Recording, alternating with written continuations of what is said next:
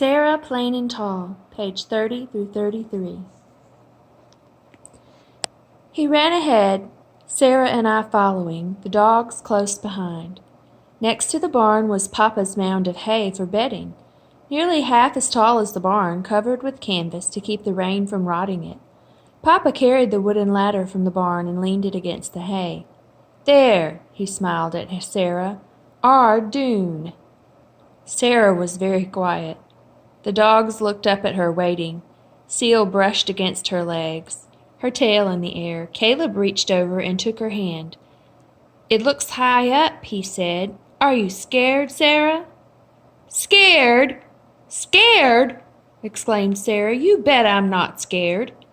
She climbed the ladder, and Nick began to bark. She climbed to the very top of the hay and sat looking down at us. Above, the stars were coming out. Papa piled a bed of loose hay below with his pitchfork, and the light of the lantern made his eyes shine when he smiled up at Sarah. "Fine?" called Papa. "Fine," said Sarah. She lifted her arms over her head and slid down into the soft hay. She lay laughing as the dogs rolled beside her.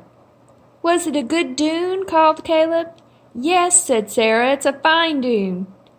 Caleb and I climbed up and slid down, and Sarah did it 3 more times.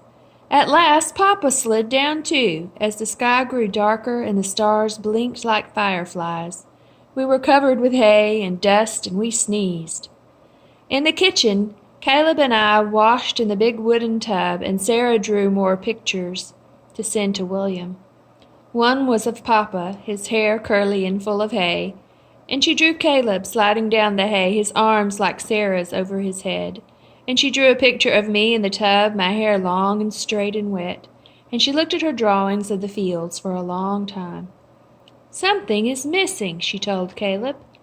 "Something," and she put it away. "Dear William," Sarah read to us by lantern light that night, "sliding down our dune of hay is almost as fine as sliding down the sand dunes into the sea." Caleb smiled at me across the table. He said nothing, but his mouth formed the words I had heard too. Our dune. Chapter 6.